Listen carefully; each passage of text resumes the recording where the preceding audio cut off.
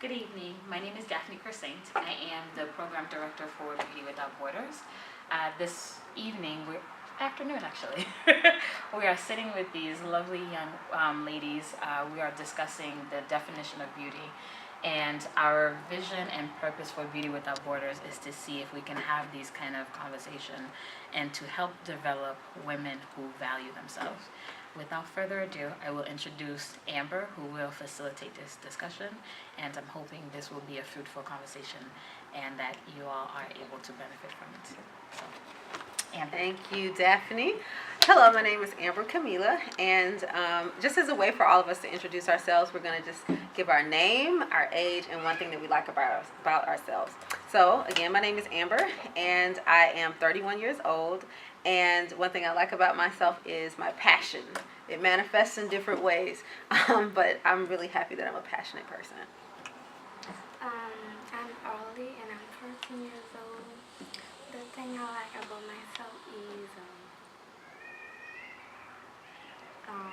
my passion too. Yeah? Nice. Two passionate people. I love that. Again, my name is Daphney. I am 26. What I love about myself is my bubbly personality. I'm Fabiola. I'm 37/30. It's in my head. Yes. What I love about myself is I love my lips. Yes. Yes. I love my Yes. lips, especially with the right kind of lipstick. Yes. I love it even more. What's your favorite color lipstick? Yes. Right now I'm Ruby Red by Okay. MAC. Yes. I like yours Red. too. Thank you. I don't even know the name of it, but it's also MAC. I got it for a gift. Mm-hmm. I want to start getting into MAC more. Yes. Yes. Yes. I need to hang around with you ladies because I need to get with the lipstick. Yes. Yes. It takes you to. It just gives you takes a something. while. Yeah. I I mean, think so. I don't think I started wearing lipstick really until I was 25. Really? Yeah. Like darker Me too. colors. Me too. Yeah, Me I too. just Me kept too. it light. But with that, we will be talking about beauty standards and where these beauty standards came from and how they have affected us in our lives and our own perceptions of our own beauty. So just to start, what is one beauty standard that you have tried to live up to your entire life? Like, what's one standard? I know for me, as I grew up here, and coming from Haiti, I came when I was 7, and so I kind of seen the shift here and there. And while it's still shifting, for a moment it was the straight hair, so my hair was long. So that was a beauty standard. So my mom permed my hair, and I had to weave. I think I started having weave when I was as early as 12. Yeah. That I had my weave coming up here. My mom always How had the long was parties. it? Up underneath my breast. Okay. Nice and long. Nice and long. And then at the time, we didn't have the hips and the butt thing out yet, so it was the breast. And Okay. I think so. For me, that's what I had. So I think for me, to be beautiful, it was having the hair and then having the breast. And then as I started growing up, and I remember natural hair came out when I was going to college, and I was on that. So okay, that's new beauty, new standard. I'm on it. Okay. So I think that's where, for me, where I started gravitating, and then now I'm redefining what that is without going around and chasing after the wind, if you will. What beauty standard did you grow up trying to fulfill, Fabiola? Same thing with Daphney, to be honest with you. Again, coming from Haiti at the age of 11, I used to love having my hair in braids. With the ribbons, the barrettes.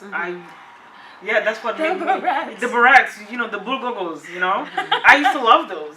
And it wasn't until I came here, I started hating them because I was made fun of. That wasn't the standard in America. The barrettes? The barrettes, Okay. the ribbons, the bulgogos. What are bulgogos? What is that? They're like these little balloon things. You know them, right, Yeah, Arly? for y'all, I know. How are they? They're like these barrettes with the elastic. With the balls on the end? With the balls at the end. Oh, Yes, I used to wear those. Yes. What's the word? Did you say? Bulgogos. Bulgogos? Yeah. Is that what they call? Yes. That's the way the Haitians the call Haitians them. call- But still, I mean, I don't Yes. even know if we had a name for them besides just like the balls. Like The we just balls? say balls. The balls, yes, yes. So I grew up loving wearing them until I came here. So What age did you come again? I'm sorry. I was 11 when I Okay, came here. okay. And I've always had long hair. So when I started being made fun of, I begged my mom for a perm, to get a perm, which I didn't even need because I've always had that really, it wasn't coarse, it was very soft hair. But I wanted to be like everybody else. Everyone was wearing their hair long, straight, so I begged her and begged her and begged her, and she finally let me get the perm. So I was like everybody else, and that made me happy. It wasn't until older, being like everybody else, Wasn't cutting it. wasn't cutting it anymore. You know what I mean? So especially like right now, this is the first time in my life I've had short hair, and I will explain later how this came about, this short cut. Because the other day I was at an event, and then this guy said, "I love your haircut." I said, It's just like "It wasn't a haircut." exactly. It wasn't a haircut. Not at all. So what about you, Arly? What beauty standard do you feel like you're trying to live up to now? Being like having a long hair, I used to like it. Having like some, not being skinny, being like having some weight. Good Okay. weight. My exact opposite problem. Okay, so I would say for me, I think one thing growing up was always about being slim, because I was always like a chunkier kid, and so starting from 3rd grade, I remember having that pressure of trying to lose weight constantly. I remember distinctly in 4th grade, like looking at my pants and thinking my thighs are too thick, and I remember 6th grade also just trying to exercise during the summer. My sister's also thick, and we would always be just trying to just exercise or trying to do something. It never worked because clearly I'm still chunky, but I'm getting there. But anyway, but still there was just this standard of like when you get slim or when you get skinny, your life will be solved. Like everything will just fall into place. Guys will like you. You will be beautiful. And so for me, being slim was always a major thing. The other thing was always having really clear skin.